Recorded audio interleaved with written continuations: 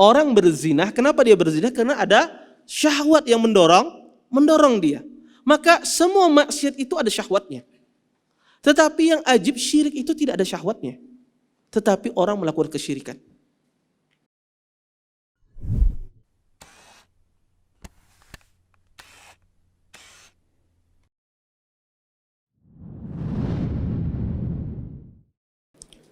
Assalamualaikum warahmatullahi wabarakatuh. Innal hamdalillah nahmaduhu wa nasta'inuhu wa nastaghfiruh wa na'udzu billahi min shururi anfusina wa min sayyiati a'malina. May yahdihillahu fala mudilla lahu wa may yudlil fala hadiya lahu. Asyhadu an la ilaha illallah wahdahu la syarika lahu wa asyhadu anna Muhammadan abduhu wa rasuluh. Fa in asdaqal hadits kitabullah wa khairul hadi Muhammadin sallallahu alaihi wasallam wa syarrul umuri muhdatsatuha wa kullu muhdatsatin fid din bid'ah wa kullu bid'atin dhalalah wa kullu dhalalatin finnar. Amma ba'd. Bapak-bapak, ibu-ibu, ikhwan dan akhwat yang senantiasa dimuliakan oleh Allah Subhanahu wa taala. Alhamdulillah pada malam hari ini kita berkumpul di salah satu tempat yang sangat mulia ini. Mudah-mudahan perkumpulan kita ini mendatangkan berkah di sisi Allah Subhanahu wa taala dan kita dapat mengambil manfaat dari apa yang akan disampaikan nantinya. Bapak Ibu, kita lanjutkan kajian kita tentang syarah salah satu usul atau 3 landasan utama. Kita kemarin terhenti pada surah Al-Asr dan kita sudah jelaskan makna surah dari ini. Kemudian Syekh melanjutkan dengan perkataan Imam Syafi'i. Kata Imam Syafi'i, "Laula ma anzalallah hujjatan ala khalqih illa hadhihi surah lakafathum." Kata Imam Syafi'i rahimallahu taala, kalau seandainya Allah tidak menurunkan kepada hambanya suatu hujjah kecuali hanya surat ini saja, lakafathum, maka surah Al-Asr ini sudah cukup hujjah bagi seorang hamba. Imam Syafi'i rahimahullah ta'ala tentu seorang ulama yang sangat terkenal. Ya. Nama beliau adalah Muhammad bin Idris Asy-Syafi'i. Ya, beliau lahir pada tahun 150 Hijriah dan meninggal tahun 204 Hijriah. Ya, beliau meninggal pada abad ketiga.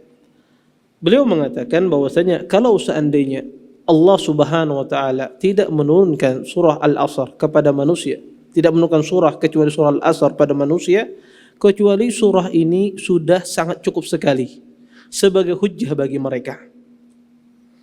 Para ulama menjelaskan yang dimaksudkan oleh Imam Syafi'i di sini adalah bahwasanya surah Al-Asr ini sudah cukup bagi manusia untuk melaksanakan perintah-perintah Allah. Sudah cukup bagi manusia untuk melaksanakan perintah Allah Subhanahu wa taala. Bukan yang beliau maksudkan di sini adalah surah Al-Asr ini berbicara semua permasalahan agama. Ya. Tidak, maksudnya bukan semacam itu, bukan secara terperinci semacam itu. Tetapi yang ingin beliau jelaskan di sini adalah cukup surah Al-Asr ini menjadikan manusia menjalankan perintah-perintah Allah Subhanahu wa taala. Sebagian ulama mengatakan bahwasanya Imam Syafi'i juga bisa memaksudkan dari perkataan beliau ini, menginginkan dari perkataan beliau ini bahwasanya orang kalau memperhatikan surah Al-Asr ini, di sini Allah Subhanahu wa taala menyebutkan manusia berada dalam keadaan kerugian kecuali orang tersebut beriman kepada Tuhannya. Maka orang yang beriman kepada Allah Subhanahu wa taala itu akan membawa dia mengikuti apa yang dibawa oleh Nabi sallallahu alaihi wasallam. Maka orang kalau mengikuti apa yang dibawa oleh Nabi sallallahu alaihi wasallam, maka orang itu akan selamat di dunia dan di akhirat. Maka sebagian ulama menjelaskan bahwa yang dimaksudkan oleh Imam Syafi'i di sini di antara maknanya adalah kalau seandainya manusia itu beriman, karena di surah Al-Asr ini menyuruh manusia untuk beriman kepada Allah Subhanahu wa taala. Kalau seandainya manusia itu beriman kepada Tuhannya, maka keimanan tersebut akan menggiring dia menyeret dia kepada mengikuti apa yang dibawa oleh Nabi Muhammad sallallahu alaihi wasallam. Dan orang kalau sudah beriman mengikuti Nabi, pastilah dia akan selamat di dunia dan di akhirat. Kemudian di sini Syekh menyebutkan juga perkataan Imam Bukhari. Kata beliau, waqala al-Bukhari rahimahullahu taala, babul ilm qabla al-qawli wal amal. Bab berilmu sebelum kita berkata-kata dan beramal. Wad dalil qauluhu ta'ala. Dan adapun dalil dalam masalah ini adalah firman Allah Subhanahu wa taala, fa'lam annahu la ilaha illallah wastaghfir li dhanbik walil mu'minin wal mu'minat. Fabada'a bil ilmi qabla al qawli wal amal. Kata Imam Bukhari kata Syekh di sini adalah adapun dalil dari perkataan ini, ya, bahwasanya berilmu sebelum berkata dan beramal, kata Imam Bukhari, adapun dalil dari perkataan ini adalah firman Allah Subhanahu wa taala. Fa'lam, maka hendaklah engkau mengetahui bahwasanya tiada Tuhan yang berhak disembah hanya Allah. Wastaghfir li dhanbik, dan minta ampunlah engkau untuk dosa-dosamu. Walil mu'minin, untuk orang beriman, dan orang beriman kaum mukminin yang laki-laki atau orang-orang beriman dari kaum wanita. Fabada'a bil ilmi qabla al qawli wal amal. Maka di sini Allah Subhanahu wa taala di dalam ayat ini memulai ilmu sebelum berkata dan beramal. Di sini Syekh membawakan perkataan Imam Bukhari, ya. Perkataan Imam Bukhari ini kita dapatkan di dalam kitab sahihnya. Ya, perkataan Imam Bukhari yang dibawakan oleh Syekh ini disebutkan di dalam Sahih Al-Bukhari. Dan Imam Bukhari adalah imam yang sangat terkenal. Ya, nama beliau adalah Muhammad ibnu Ismail ibnu Ibrahim Al-Ju'fi maulahum. Ya, Imam Bukhari meninggal, ya, atau lahir tahun 194 dan meninggal tahun 256 Hijriah. Lahir 194 dan meninggal 256. Mana yang lebih duluan meninggal, Imam Syafi'i apa Imam Bukhari? Imam Syafi'i. Imam Syafi'i meninggalnya kapan? Berapa? Nah, diingatkah hanya dipadahkan tadi? 204 Hijriah. Imam Bukhari meninggal tahun 256 Hijriah. Nah, penting kita tahu apa namanya meninggalnya apa para ulama, ya. Jangan kita tahu meninggalnya, ya, para sesepuh aja, tetapi juga kita harus, ya, tahu juga meninggalnya para ulama, ya. Maka Imam Bukhari itu meninggal setelah Imam Syafi'i rahimahullahu taala. Taib. Di sini Imam Bukhari, ya, membawakan, ya, sebuah judul babul ilm qabla al-qawli wal amal. Bab tentang berilmu sebelum berkata-kata dan beramal, ya. Kenapa? Karena seorang, ya, tidak mungkin dia itu beramal atau melakukan sebuah ibadah kalau tidak didasari dengan ilmu. Kalau seandainya ibadah tersebut dilaksanakan tanpa ilmu, niscaya ibadah tersebut akan salah, akan keliru. Entah dia terjerumus ke dalam perkara bid'ah, bisa jadi dia terjerumus ke dalam perkara kesyirikan, akibat dia beribadah tanpa ilmu. Karena ibadah itu harus didasari dengan ilmu. Makanya kata Imam Bukhari, hendaknya kita itu berilmu dahulu sebelum beribadah, sebelum kita berkata, sebelum kita berbuat. Dan ini menunjukkan pentingnya masalah ilmu. Pentingnya masalah ilmu, dan ilmu itu didahulukan di atas segala sesuatu. Kemudian adapun dalil tentang masalah ini, kata Imam Bukhari, adalah firman Allah dalam Al-Quran. Kata Allah, ketahuilah kalimat tauhid, kalimat la ilaha illallah. Allah menyuruh kita untuk belajar mengetahui kalimat tauhid. Kemudian setelahnya apa? Baru diamalkan. Wastaghfir. Barulah kamu meminta ampun. Istighfar itu, ya, meminta ampun dosa-dosa kita dengan perkataan. Itu makna istighfar. Istighfar itu adalah seseorang meminta ampun kepada Allah Subhanahu wa taala dengan lisannya. Maka sebagian para ulama menafsirkan, membedakan antara makna istighfar dan makna taubat. Istighfar itu berkaitan dengan lisan. Kita mengatakan astaghfirullah, astaghfirullah. Ini namanya istighfar, meminta ampun kepada Allah.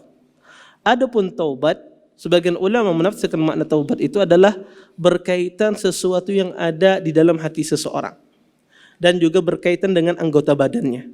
Maka taubat itu adalah keyakinan di dalam hatinya, keinginan keras dalam hatinya, tidak kembali lagi kepada perbuatan maksiat, dan dia menyesali segala sesuatu yang dia lakukan terdahulu. Ini berkaitan semuanya dengan ibadah hati. Kemudian berkaitan juga taubat itu dengan anggota badan. Dia tidak mengulangi lagi perbuatan yang telah lalu. Maka kata para ulama, istighfar itu berbeda dengan taubat.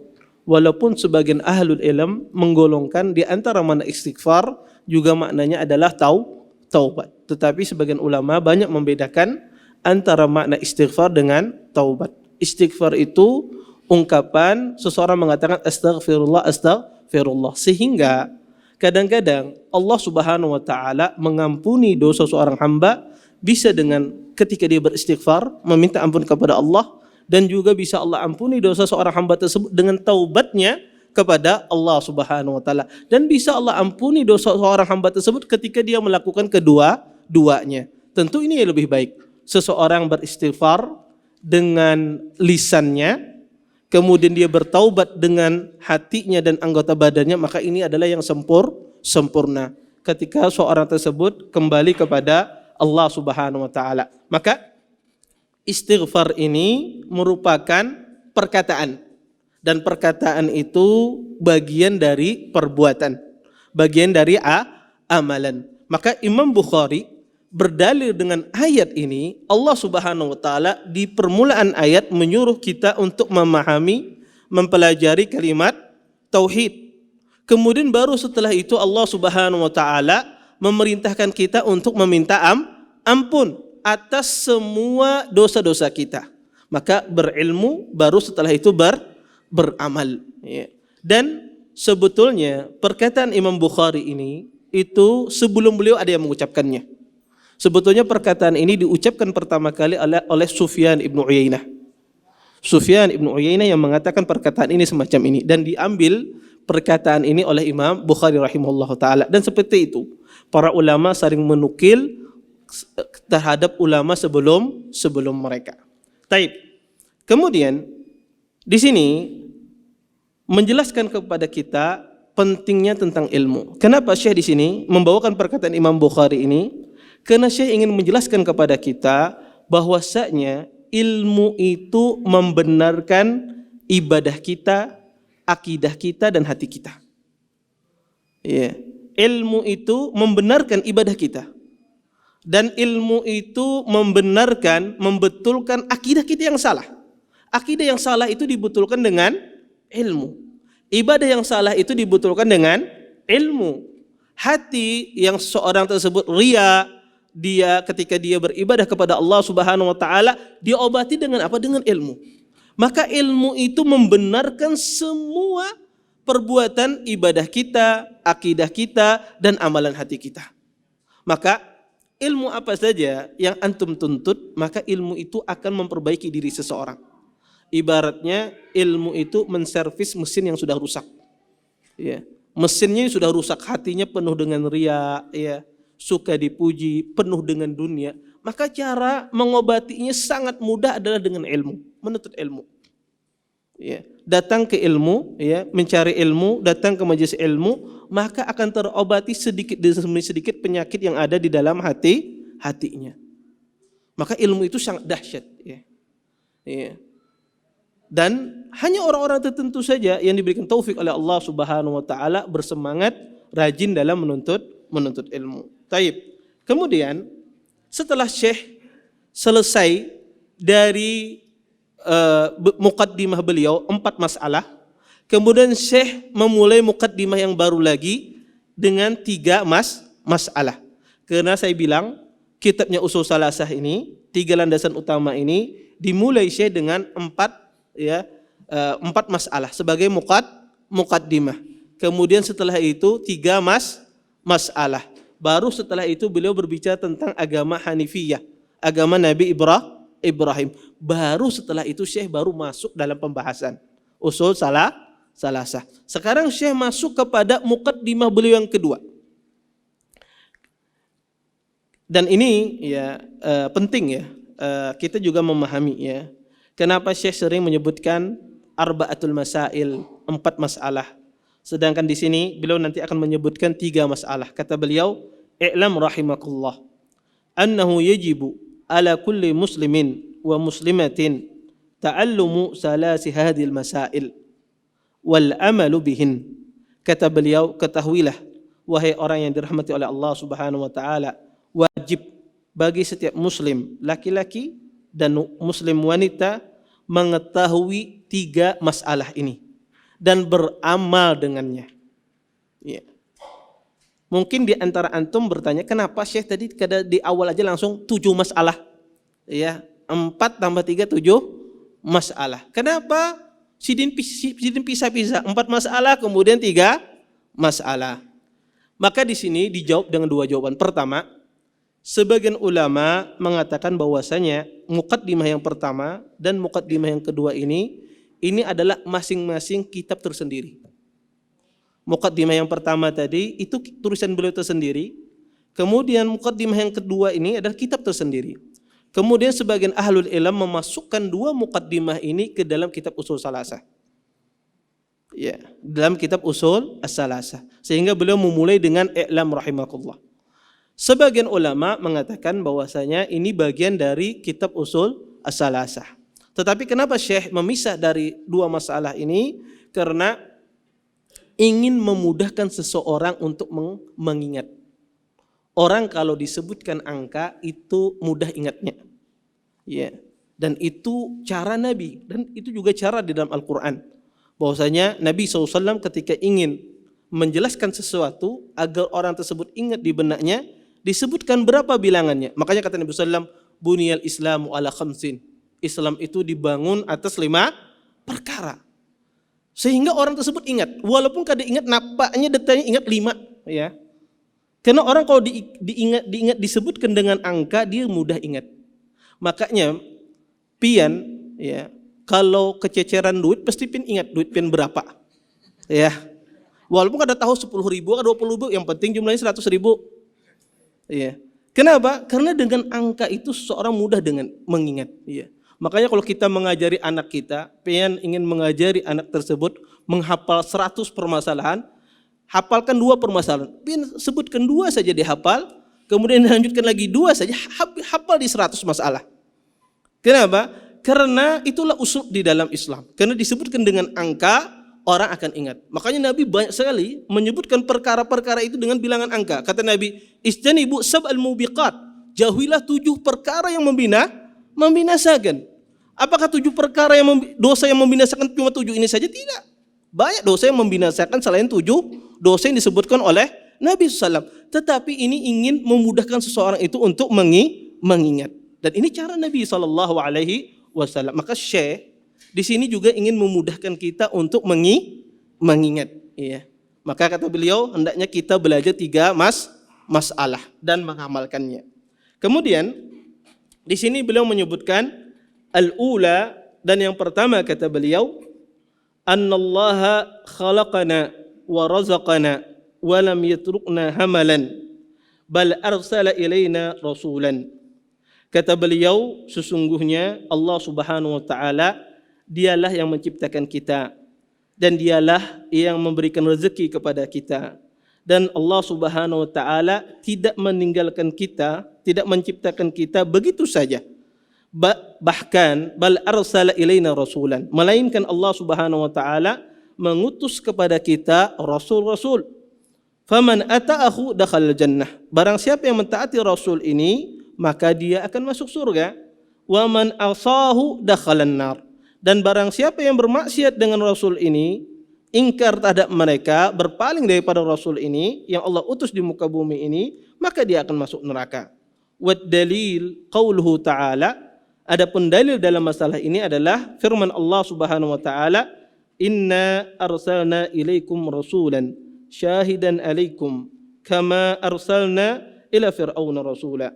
Kata Allah Subhanahu wa taala, sesungguhnya kami mengutus kepada engkau, kepada kalian rasul. Sebagaimana rasul ini saksi atas kalian.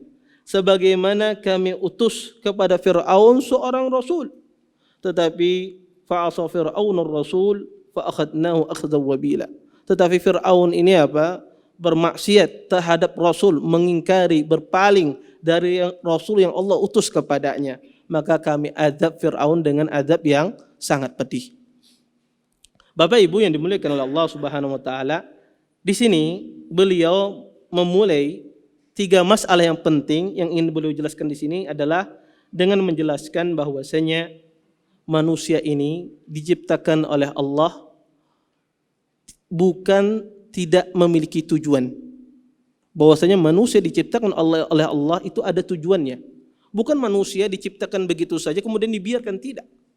Tetapi Allah Subhanahu wa taala ketika menciptakan manusia, memberikan rezeki kepada manusia, maka Allah memiliki tujuan. Di antara tujuannya apa? Allah uji hamba tersebut. Khalaqal mauta wal hayata liyabluwakum ayyukum ahsanu amala. Dialah Tuhan yang menciptakan kematian dan kehidupan, ya, untuk menguji kalian siapa di antara kalian yang paling bagus amalannya. Maka Allah Subhanahu wa taala menciptakan kita untuk diuji. Diuji untuk apa? Apakah kita mentauhidkan Allah ataukah kita tidak mentauhidkan Allah Subhanahu wa taala? Apakah kita beribadah hanya kepada Allah ataukah kita beribadah kepada yang lainnya? Maka tujuan manusia diciptakan di muka bumi ini untuk diuji. Apakah mereka mentauhidkan Allah? Apakah mereka beribadah hanya kepada Allah Subhanahu wa taala? Dan tentunya seseorang tidak mungkin bisa beribadah kepada Allah Subhanahu wa taala, bisa beramal ibadah yang benar kecuali mengikuti Nabi Muhammad SAW. Maka beliau ringkas perkara agama ini semuanya dengan satu permasalahan ini.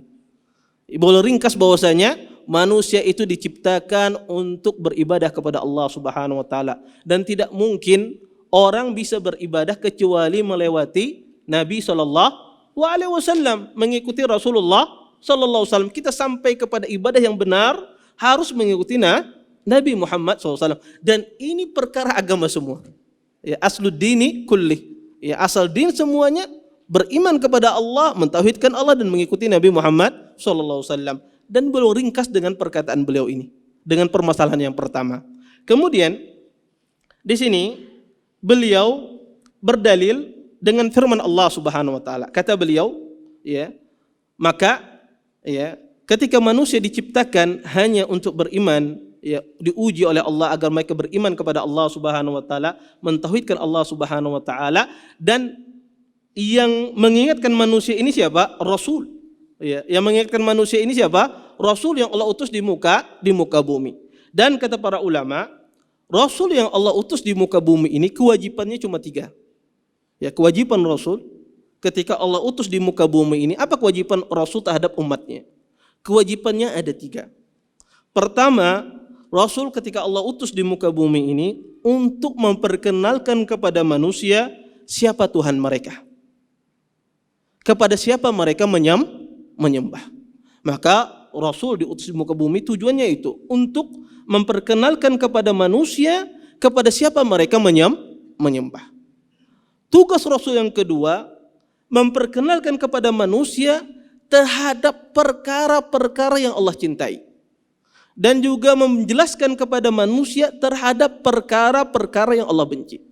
Dalam kata lain, Rasul itu diutus di muka bumi menjelaskan kepada manusia mana perintah-perintah yang harus kita laksanakan, mana larangan-larangan yang harus kita tinggalkan.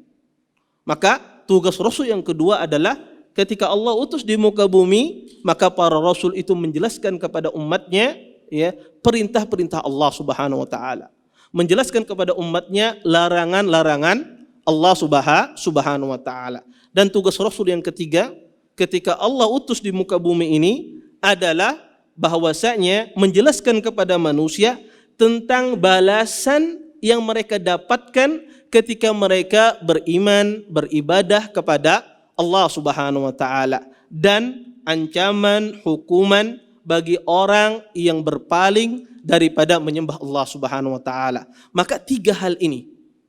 Kenapa Rasul itu diutus di muka bumi untuk menjelaskan tiga hal ini. Kemudian ya, beliau berfirman berdalil dengan firman Allah Subhanahu wa taala di dalam Al-Qur'an ya, di dalam surah di dalam firman Allah Subhanahu wa taala dalam Al-Qur'an ya. Surah ini, ayat ini ya, ayat yang sangat agung ya. Ayat ini ya, inna arsalna ilaikum rasulan syahidan alaikum. Ayat ini kalau kita perhatikan ya, banyak sekali faidah yang bisa kita ambil ya. Ayat yang dibawakan oleh Syekh ini mengandung banyak sekali kaidah-kaidah Islam, kaidah-kaidah di dalam agama Islam. Di antara faidah dari ayat ini, pertama, Allah mengatakan inna arsalna ilaikum rasulan, sesungguhnya kami telah mengutus kepada kalian rasul. Di sini Allah Subhanahu wa taala tidak menyebutkan ya, tidak menyebutkan nama Nabi Muhammad sallallahu alaihi wasallam ya. Di sini Allah Subhanahu wa taala tidak menyebutkan nama Nabi Muhammad sallallahu alaihi wasallam. Dan juga Allah Subhanahu wa taala di dalam ayat ini tidak menyebutkan nama Nabi Musa. Nama Rasul tidak disebutkan. Dan nama Nabi Musa juga tidak disebutkan, karena Rasul yang diutus kepada Nabi Musa, kepada Fir'aun adalah Nabi Musa alaihissalam. Tetapi di dalam ayat ini tidak disebutkan nama Nabi Musa, dan juga di dalam ayat ini tidak disebutkan nama Nabi Muhammad sallallahu alaihi wasallam. Kata para ulama, apa faedahnya? Kenapa Allah Subhanahu wa taala tidak menyebutkan nama Nabi Muhammad dan juga tidak menyebutkan nama Nabi Musa alaihissalam? Di antara faedah yang dijelaskan oleh para ulama di dalam ayat ini adalah sesungguhnya pengingkaran orang-orang zaman dahulu, baik itu pengingkaran kaum musyrikin pada Nabi SAW dan pengingkaran Bani Israel kepada Nabi Musa alaihissalam, semata-mata bukan karena orangnya, tetapi karena tugas yang mereka bawa, yaitu kerasulan, kenabian. Mereka ya mengingkari ya, yang mereka tidak beriman terhadap apa yang dibawa oleh para rasul-rasul tersebut. Bukan permusuhan mereka dengan para rasul karena akibat permusuhan perkara duniawi, tidak. Bukan karena orangnya, makanya Allah tidak menyebutkan. Sehingga ayat ini dipahami permusuhan mereka bukan permasalahan pribadi, tetapi semata-mata permusuhan mereka adalah apa yang dibawa oleh rasul-rasul ini dari perkara mentauhidkan Allah Subhanahu wa taala. Kemudian ya, dan itu uslub di dalam Islam. Ya, kadang ya uslub di dalam Al-Qur'an Allah Subhanahu wa taala tidak menyebutkan nama ya, karena ingin menjelaskan sesuatu yang tersembunyi di dalamnya. Dan itu banyak ya. Makanya Allah khususnya dalam ayat lain ketika Allah berbicara tentang wanita, maka para wanita tidak Allah sebutkan di dalam Al-Qur'an. Ya. Wanita yang Allah sebutkan dalam Al-Qur'an cuma Maryam. Adapun selain Maryam tidak Allah sebutkan nama wanita di dalam Al-Qur'an. Kenapa? Tidak disebutkan nama wanita di dalam Al-Qur'an kecuali Maryam. Disebut dan Asia istri Fir'aun. Kenapa tidak disebutkan? Disebutkan oleh para ulama karena wanita itu ya, sifatnya adalah tersembunyi. Wanita itu adalah sifatnya tersembunyi. Semakin wanita itu tertutup, semakin dia tidak diketahui, semakin wanita itu mulia di sisi Allah Subhanahu wa taala. Makanya dan itu sampai sekarang adat dari bangsa Arab itu aib. Orang itu menyebutkan nama wanitanya, nama istrinya. Ya, dan itu adat dalam Islam. Karena seseorang ketika mengetahui nama, dia akan berusaha nanti mengetahui fisik wanita tersebut. Dia berusaha akan mencari fisik wanita tersebut. Makanya di dalam Islam itu ditutupi nama wanita. Maka keliru kalau seandainya ada ikhwan menyebutkan, aku kawin nikah lawan siapa? Lawan Rina tadi semalam. Ini salah. Ya tidak boleh seseorang menyebutkan ya, nama istrinya ataupun nama ya, kecuali ada hajat, ada keperluan tertentu. Karena Islam itu melindungi wanita. Bahkan dari sisi nama saja jangan disebutkan. Ya, makanya kenapa wanita disuruh sholatnya di rumah, disuruh di rumah paling bagus lagi di dalam kamarnya, agar tidak bisa mengetahuinya kecuali suaminya saja. Semakin wanita itu tertutup, tersembunyi, semakin dia wanita tersebut mulia di sisi Allah Subhanahu wa taala. Di antara faedah yang kedua dari ayat ini, di sini Allah Subhanahu wa taala berdalil dengan perkara yang telah lalu, ya, untuk perkara yang akan datang. Di sini Allah Subhanahu wa taala berdalil dengan peristiwa kaumnya Nabi Musa, yaitu Fir'aun, yang mengingkari kerasulan Nabi Musa alaihissalam.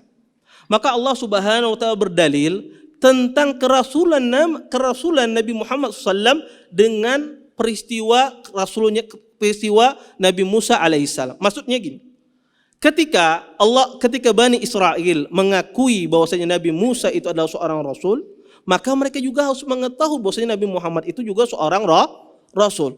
Ketika kaum Nabi Musa mengingkari, ya, pengingkaran, maka juga terdapat pengingkaran pada kaum Nabi Muhammad SAW. Bukan kita mengatakan Nabi Muhammad kaumnya mengingkari, berarti Nabi Muhammad bukan rasul. Yang rasul adalah Nabi Musa alaihissalam. Maka Allah berdalil apa yang terjadi pada zaman dahulu juga terjadi pada Nabi Muhammad SAW. Sebagaimana Musa rasul, Nabi pun juga seorang rasul. Sebagaimana kaumnya mendustakan, bahkan Nabi pun juga didustakan oleh sebagian kaumnya. Ketika kalian tidak beriman kepada Musa, ya, ketika kalian tidak beriman kepada Nabi Muhammad SAW akibat beberapa masalah yang tidak kalian yakini, maka masalah ini juga terjadi pada Nabi Musa alaihissalam. Ya, dan ini kaidah yang luar biasa.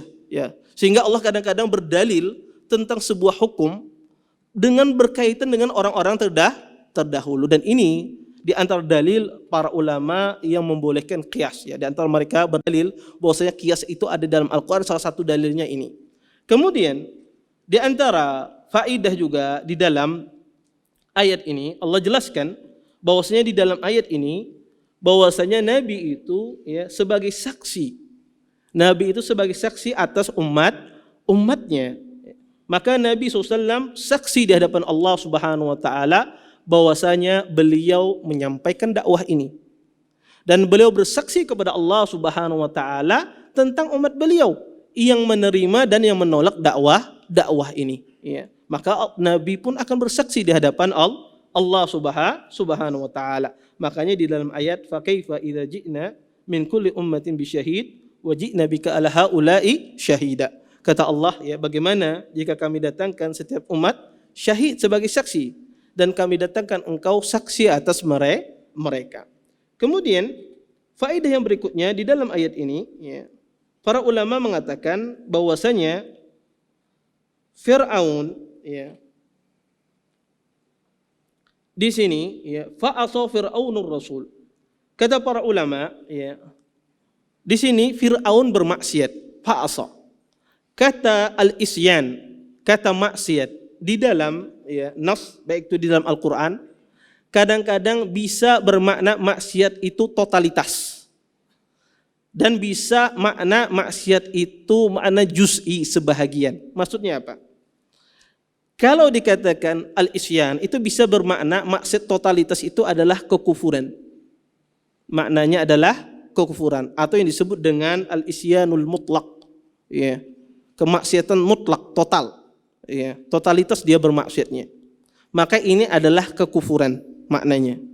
Dan kadang-kadang dalam Al-Quran itu al-isyan, ya, maksiat itu bermakna juz'i, bermaksiat sebahagian, dan ini bukan kekufuran, tetapi merupakan dosa dari dosa-dosa besar. Dia melakukan dosa dari dosa-dosa besar. Adapun di dalam ayat ini yang Allah maksudkan maksiat di sini adalah kekufuran. Kekufuran, sehingga jangan salah memahami ayat ini. Kadang-kadang orang berdalil dengan ayat ini mengkafirkan orang bermaksiat, ya, mengkafirkan orang bermaksiat. Lihat di dalam ayat ini Allah Subhanahu wa taala mengadab Fir'aun dengan adab yang pedih karena bermaksiat, makanya ikam diazab oleh Allah karena ikam bermaksiat misalnya. Maka kadang-kadang orang mengkafirkan orang kaum muslimin karena salah dia memahami ayat ini. Yang dimaksudkan maksiat di sini adalah kekufuran, bukan perbuatan dosa besar, dan kita harus pahami semacam itu. Kemudian di dalam ayat ini juga Allah jelaskan bahwasanya, ya,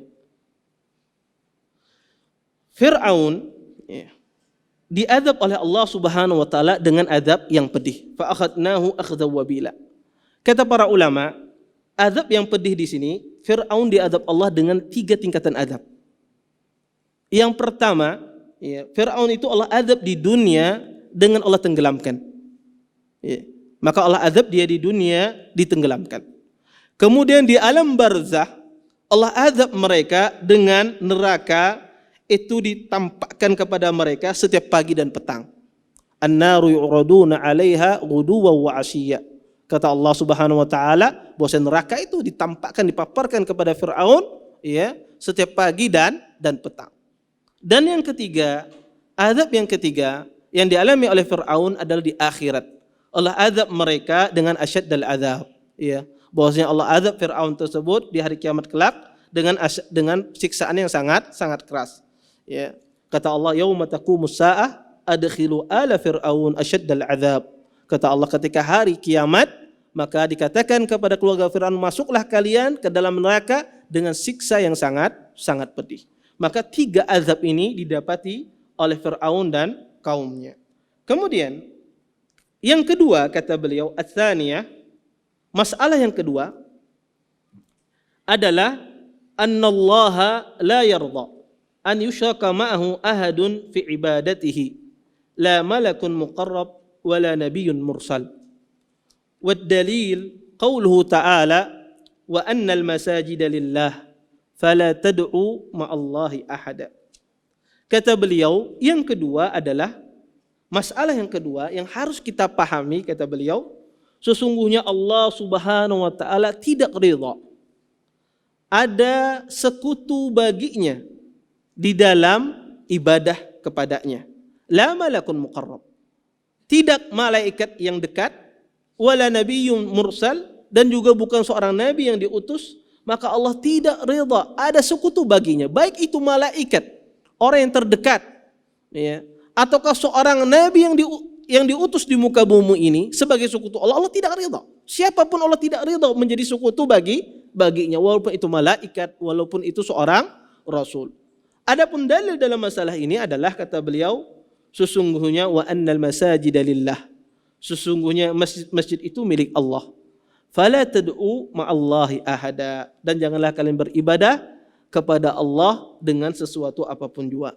Maka ya, di dalam asal yang kedua ini, masalah yang kedua ini, Syekh menjelaskan tentang masalah kesyirikan.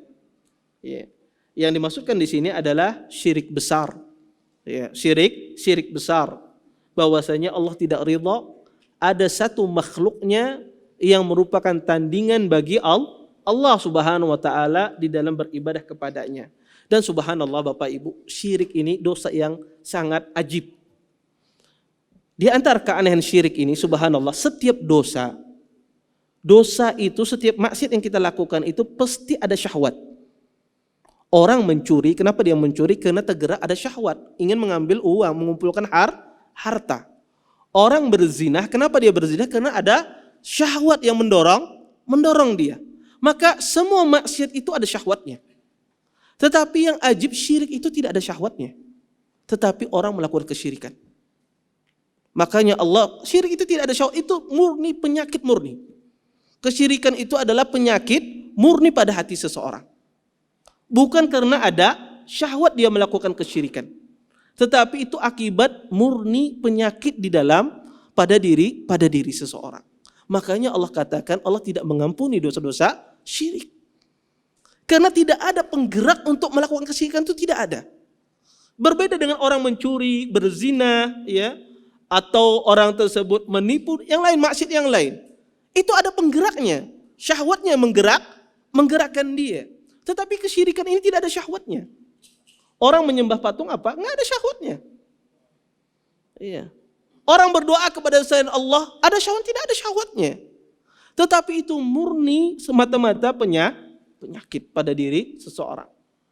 Makanya Allah Subhanahu wa taala hukum orang tersebut, ya, Allah tidak ampuni dosa-dosa syirik. Dan syirik ini ajib juga. Satu-satunya dosa, ya. Satu-satunya dosa yang disebutkan oleh para ulama bahwasanya dosa yang dikerjakan menghabiskan semua amalan kita. Karena ada maksiat, ada dosa, kalau dilakukan sebagian amalan kita dihapuskan oleh Allah, ya. Kebaikan kita dihapuskan oleh Allah Subhanahu wa taala. Semacam orang mengukit pemberian, ya, maka kebaikan dia bisa sirna, ya, khususnya dalam bersedekah. Tetapi kesyirikan tidak. Satu-satunya dosa kalau dikerjakan, maka semua kebaikan yang kita lakukan 70 tahun, 90 tahun kita kerjakan. Dari awal ikhlas kepada Allah Subhanahu wa taala, kemudian kita melakukan kesyirikan, maka sirna semua amalan kita. Ya, faja'alnahu haba'an mansura, kata Allah. Kami jadikan amalannya seperti debu yang berterbangan. Ya. Makanya kenapa Islam itu mewanti-wanti syirik? Ya. Karena syirik ini ibarat bagaikan air, ya, yang satu titik jatuh di samudera yang mencemari semua samudera. Cuma satu titik saja, maka air semua tersebut berubah menjadi air yang busuk. Ya. Makanya, ya, Nabi SAW begitu semangatnya beliau dalam memperingatkan umatnya dalam masalah kesyirikan, sampai ada seorang sahabat ketika dia mengatakan, Masya Allah wa syi'ta, kehendakmu wahai Rasulullah, kehendakmu ya Allah dan kehendakmu wahai Rasulullah. Sahabat ini, dia tidak bermaksud di dalam hatinya ingin menyamakan Nabi dengan Allah, tidak ada. Sama sekali dalam hati sahabat ini tidak ada.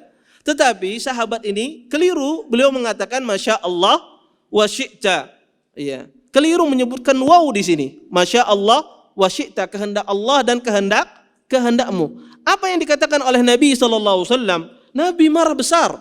Kata Nabi SAW, Aja'altani lillahi niddan? Apakah engkau menjadikan aku sebagai tandingan bagi Allah Subhanahu wa taala? Marah besar Nabi Muhammad sallallahu alaihi wasallam. Padahal sahabat ini keliru. Kata Nabi, bal masya Allah. Katakanlah masya Allah. Ya. Sehingga, ya, perkara tauhid ini bukan perkara yang sepele, ya. Ya. Maka harus ada perhatian. Makanya ada kaidah di kalangan para ulama, ya. Disebutkan oleh para ulama, ya. Ada kaidah yang sangat agung. Semakin besar iman seseorang, semakin besar ketakutannya kepada kesyirikan. Semakin lemah iman seseorang, semakin dia tidak mentakuti dengan dosa kesyirikan. Anda kalau ingin tahu iman Anda kuat, sejauh mana iman Anda kepada Allah, maka lihatlah sejauh mana ketakutan Anda terhadap dosa kesyirikan. Maka orang beriman, dia orang yang paling takut terhadap dosa kesyirikan. Makanya kalau kita perhatikan Nabi Ibrahim alaihissalam, Khalilullah, ya, apa yang beliau katakan? Wajnubni wa baniya an na'budal asnam. Ya Allah, aku meminta kepadamu agar dijauhkan aku dan keturunanku untuk menyembah berhala. Berkata Ibrahim At-Taimi, seorang tabi'in, beliau mengatakan, seorang ulama salaf, beliau mengatakan bahwasanya man ya'manil bala ba'da Ibrahim. Siapa yang bisa selamat dari bala, dari ujian setelah Ibrahim? Nabi Ibrahim aja beliau takut terjerumus ke dalam kesyirikan. Bagaimana dengan orang di bawah Nabi Ibrahim alaihissalam? Oleh karena itu, orang yang beriman, semakin tinggi iman seseorang, maka semakin besar ketakutan di dalam jiwanya akan terjerumus ke dalam kesyirikan. Semakin lemah iman kita, semakin kita merasa tidak mengapa dengan dosa kesyirikan. Sehingga Anda lihat kadang-kadang orang yang tidak takut dengan kesyirikan bermudah-mudahan melakukan, entah itu sengaja atau tidak sengaja, melakukan wasail perkara-perkara yang bisa mengatakan dia kepada kesyirikan. Melihat di televisi acara-acara yang berisi kesyirikan, dia merasa tidak takut. Dia merasa tidak risih kalau seandainya ada tetangganya, ada saudaranya melakukan kesyirikan. Dia merasa tidak mengapa-ngapa kalau seandainya anaknya misalnya melihat sesuatu yang sebetulnya harus dilarang. Dia merasa tidak mengapa-ngapa. Ini menunjukkan bahwasanya orang tersebut sangat lemah imannya. Ya, karena orang beriman itu semakin kuat imannya, semakin dia takut terhadap dosa kesyirikan. Bukan antum, anak ini kuat imannya kada apa-apa lain. Ya. Bukan kuat imannya, ya. ya, tapi jabuk imannya. Ya, ya. Maka orang semacam ini sebetulnya imannya sangat lemah. Kemudian, ya, di sini Syekh menjelaskan tentang kesyirikan. Syirik itu apa? Ya. Disebutkan oleh para ulama bahwasanya syirik itu, ya, ayyaj'al ma'allah syarik fima yahtassu bihi. Seseorang menjadikan, ya, bagi Allah itu sekutu yang merupakan pada kekhususan bagi Allah, yaitu kita menjadikan bagi Allah sekutu pada kekhususan bagi Allah Subhanahu wa taala. Apa itu kekhususan Allah Subhanahu wa taala? Kekhususan Allah itu yang pertama adalah rububiyatillah. Ya, pada rububiyahnya, bahwasanya Allah itu adalah Maha Pencipta. Allah itu yang memberikan rezeki. Allah itu yang mengatur alam semesta. Maka ketika seseorang mensyukutukan Allah, menjadikan ada tandingan bagi Allah pada perkara yang merupakan kekhususan Allah, maka dia terjumus ke dalam kesyirikan. Yang kedua, kekhususan bagi Allah itu adalah pada asma was sifat. Bahwasanya Allah itu memiliki nama dan sifat. Ketika seorang menjadikan suatu benda, suatu makhluk memiliki sifat seperti sifat Allah, maka orang tersebut terjerumus ke dalam kesyirikan. Seperti seseorang mengatakan bahwasanya fulan mengetahui sesuatu seperti ilmunya Allah. Fulan mendengar sesuatu seperti Allah mendengar sesuatu. Maka dia menjadikan orang ini memiliki sifat seperti sifat Allah Subhanahu wa taala. Maka orang ini terjerumus ke dalam kesyirikan. Kemudian yang ketiga, kekhususan Allah Subhanahu wa taala adalah di dalam ibadah. Di dalam ibadah. Maka orang yang menjadikan tandingan bagi Allah di dalam ibadah kepadanya, maka orang tersebut terjumus ke dalam kesyirikan. Makanya kata para ulama, kullu ma sabata annahu ibadah. Segala sesuatu yang ditetapkan di dalam syariat bahwasanya itu adalah ibadah, maka ketika dipalingkan kepada selain Allah, maka itu syirik. Apa saja ibadah diperuntukkan kepada selain Allah, pasti itu syirik. Ya, baik itu dalam perkara doa, dalam perkara apapun. Maka jika dipalingkan kepada selain Allah, maka itu adalah sebuah kesyirikan. Taib. Ibadah itu apa? Ibadah itu adalah segala sesuatu yang Allah cintai, dari perkataan dan perbuatan yang nampak dan tersembunyi. Maka segala sesuatu yang Allah cintai dan ridhai, dari perkataan kita, dari perbuatan kita, ya baik itu nampak ataupun tersembunyi, maka itu adalah ibadah. Maka ibadah ini kalau dipalingkan kepada selain Allah, maka orang tersebut terjumus ke dalam kesyirikan. Kemudian di sini Syekh berdalil. Lihat bagaimana pendalilan Syekh sangat luar biasa. Beliau berdalil bahwasanya Allah tidak ridha ada satu makhluk pun yang menjadi tandingannya, baik itu malaikat yang terdekat ataukah seorang nabi yang diutus. Allah tidak ridha mereka itu sebagai sekutu bagi Allah Subhanahu wa taala. Apa dalilnya? Syekh berdalil dengan ayat wa annal masajida lillah fala tad'u ma'allahi ahada. Sesungguhnya al-masajid, ya, sesungguhnya masjid, nanti saya jelaskan makna masjid di sini. Sesungguhnya masjid itu milik Allah, maka janganlah satu orang pun menyeru selain Allah Subhanahu wa taala. Perkataan fala tad'u ma'allahi ahada, fala tad'u, ya, itu bentuknya nahi, larangan. Jangan kalian menyeru berdoa. Ini disebut dengan an-nahyu, larangan.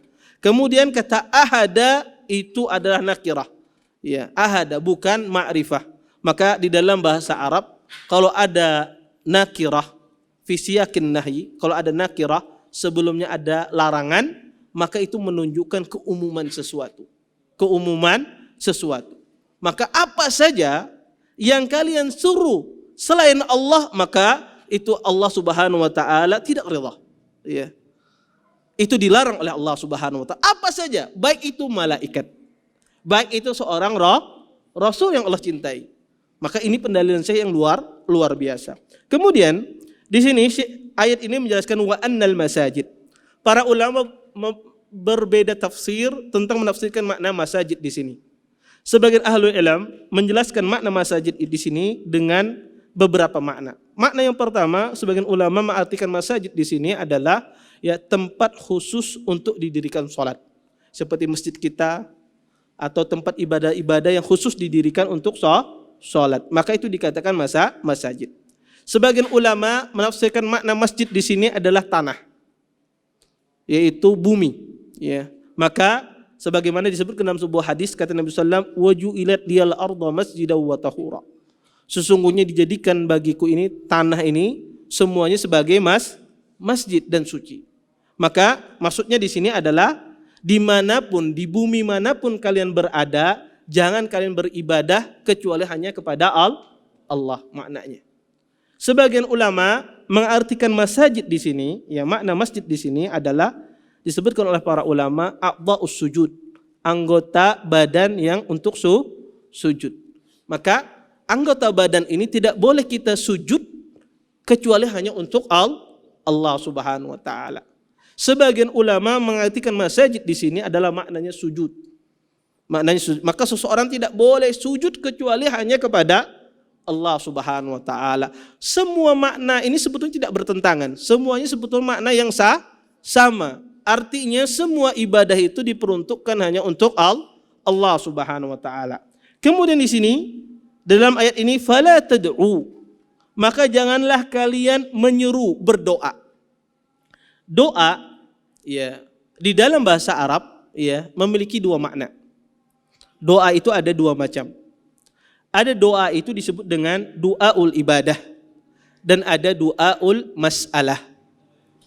Kata du'aul ibadah itu apa? Du'aul ibadah itu adalah ya salat. Semua ibadah yang kita kerjakan itu maknanya doa. Kita salat, kita puasa, semua ibadah yang kita kerjakan itu maknanya doa. Kenapa dinamakan doa? Karena pada hakikatnya ketika Anda beribadah, walaupun Anda tidak meminta kepada Allah, tetapi hakikatnya Anda ingin dari ibadah Anda tersebut diampuni dosa-dosa Anda, dimasukkan Anda ke dalam surganya Allah. Anda menginginkan demikian dari ibadah Anda tersebut. Maka disebut dengan doa. Doaul ibadah. Walaupun Anda tidak meminta kepada Allah, tetapi Anda melakukan ibadah tersebut karena Anda ingin agar dimasukkan ke dalam surga. Makanya Anda beribadah. Makanya disebut dengan doaul ibadah. Yang kedua, ada doa itu disebut dengan doaul mas'alah. Doaul mas'alah itu yaitu permintaan seseorang kepada hambanya. Kita berdoa meminta ya Allah ya mudahkan jodoh ulun misalnya. Ya Allah ya tambahkan rezeki misalnya, berikan karunia anak dan seterusnya. Maka ini adalah doaul mas'alah. Dan yang dimaksudkan di dalam ayat ini adalah doaul ibadah. Ya. Doaul ibadah. Maka ibadah kita tidak boleh hanya kecuali untuk Allah Subhanahu wa taala. Dan doaul masalah ini ya, para ulama mengatakan bagaimana doaul masalah ini bisa kesyirikan, bisa terjerumus ke dalam kesyirikan. Kata para ulama, kalau doaul ibadah jelas. Kalau salatnya diperuntukkan kepada selain Allah jelas itu syirik. Terus bagaimana kalau doaul masalah ini bentuknya kesyirikan?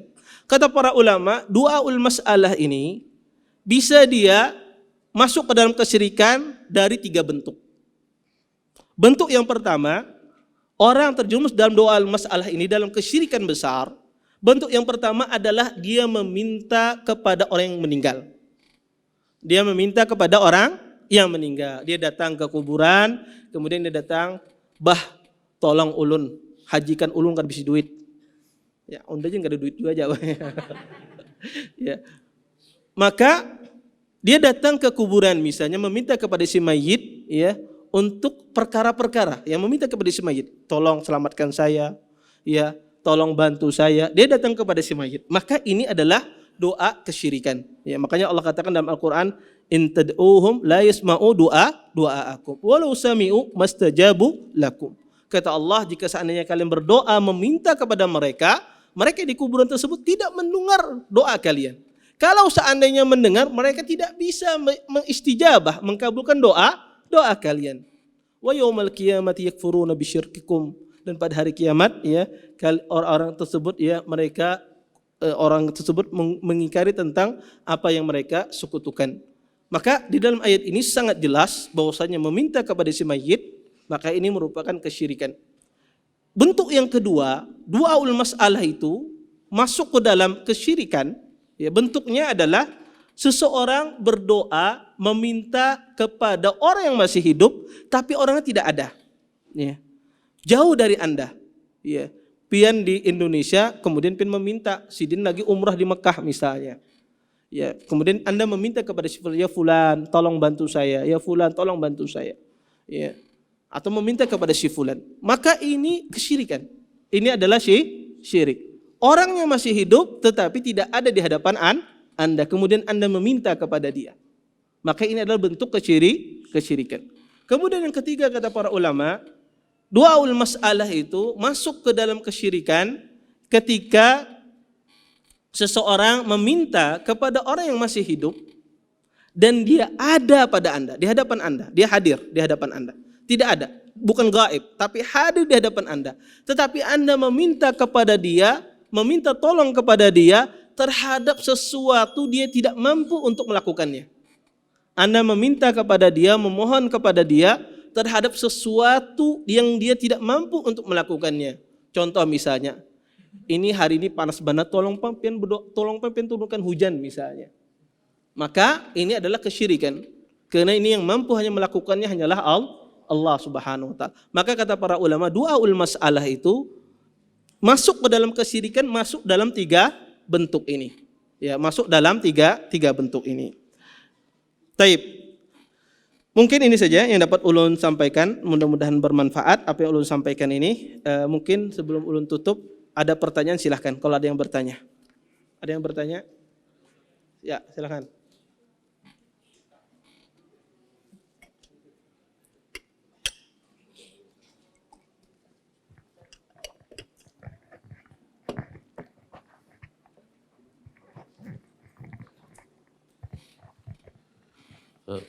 Tadi Ustadz masalah kesyirikan, kalau syirik akbar kan menghapuskan seluruh amalan. Ada juga hadis Rasulullah itu kalau bermaksiat kesendirian itu walau pahalanya sebesar gunung Tihama akan dijadikan debu. Jadi apakah sama tadi orang yang sering bermaksiat kesendirian, apa habis juga seluruh pahalanya Ustadz? Itu yang pertama. Terus yang kedua di surah At-Taubah ayat 24 ada di situ, apakah itu urutan-urutan kecintaan?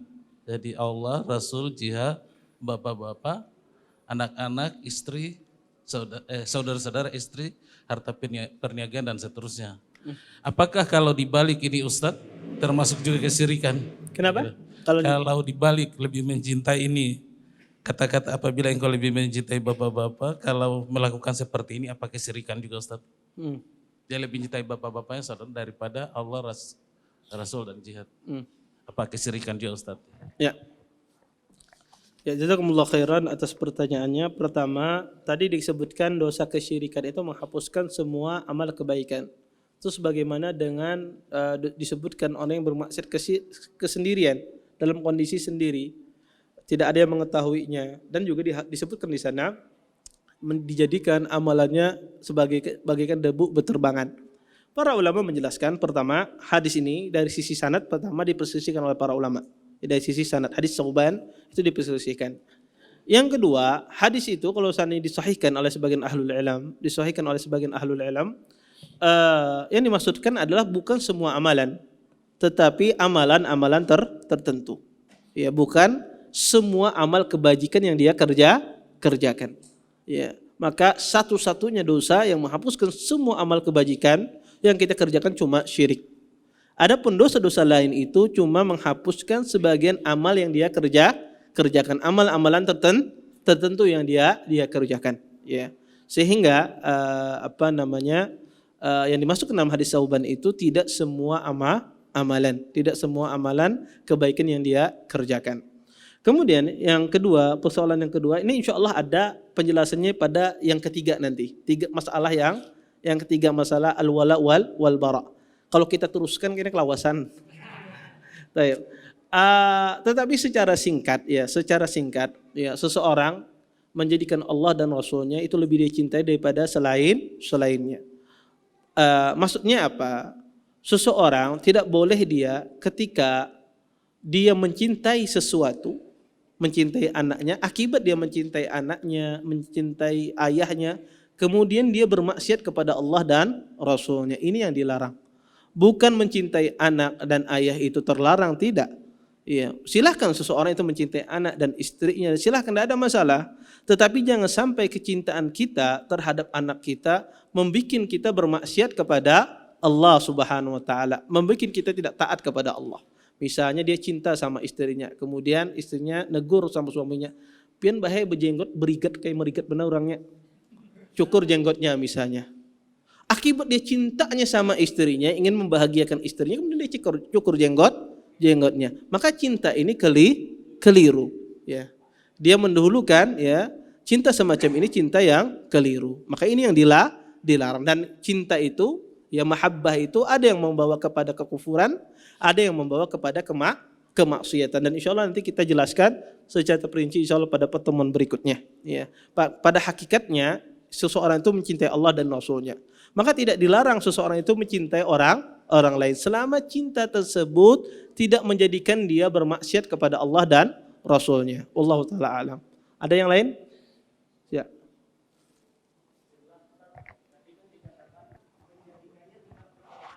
Ya. Jazakumullah khair atas pertanyaannya.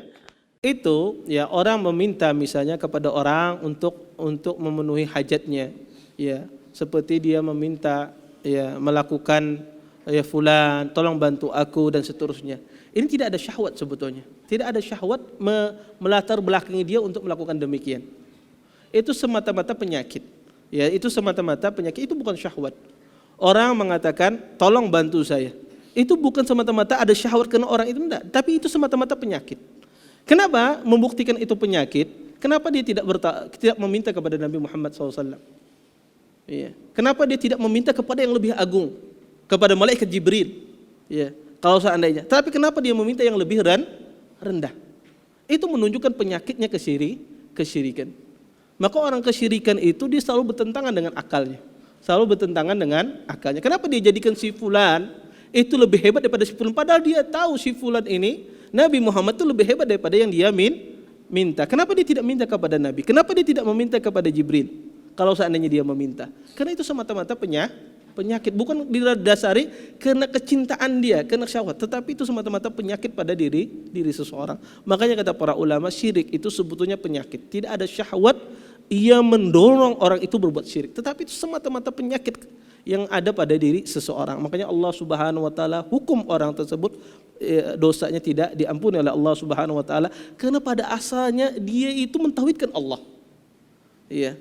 Orang bermaksiat ini wajar, orang dia berzina itu, ya, bukan kita maklumi, tetapi ada faktor yang memungkinkan dia untuk berzina, dia tidak bisa menahan hawa nafsunya. Tetapi bersyirik ini dia sangat mudah meninggalkannya. Orang meninggalkan kesyirikan itu sangat mudah, tapi dia tidak mau meninggalkannya. Tidak mau dia bertaubat kepada Allah Subhanahu wa taala. Orang mungkin disuruh dia bertaubat dari berzina itu susah. Kenapa? Apalagi orang tersebut terbiasa dengan maksiat, melihat sesuatu yang haram. Dia terbiasa setiap hari melihat maksiat. Disuruh dia bertaubat, taubat setumat bulik pulang. Ya. Taubat. Kenapa? Karena orang kalau sudah terbiasa dengan maksiat, keluar dari maksiat itu susah. Ya. Orang menahan dari diri dari maksiat itu lebih mudah ketimbang orang itu keluar dari maksiat. Apalagi maksiat itu menjadi rutinitasnya tiap hari. Iya. Maka dia keluar dari maksiat itu sangat susah. Sangat susah. Kenapa? Karena ada syahwat yang selalu mendorong dia. Beda dengan syirik. Syirik tidak ada syahwat yang mendorong dia untuk tetap pada kesyirikan tersebut. Iya. Wallahu taala a'lam. Baik, mungkin ini saja, ya, yang dapat Anda sampaikan. Mudah-mudahan bermanfaat daripada ulun sampaikan tadi. Kita tutup dan doa kafarat majelis. Subhanakallahumma bihamdika asyhadu an la ilaha illa anta astaghfiruka wa atubu ilaik. Assalamualaikum warahmatullahi wabarakatuh. Terima kasih. Jazakumullah khairan wa barakallahu fikum. Video ini dibuat atas partisipasi dari donasi Anda. Semoga menjadi amal jariah bagi Anda semuanya.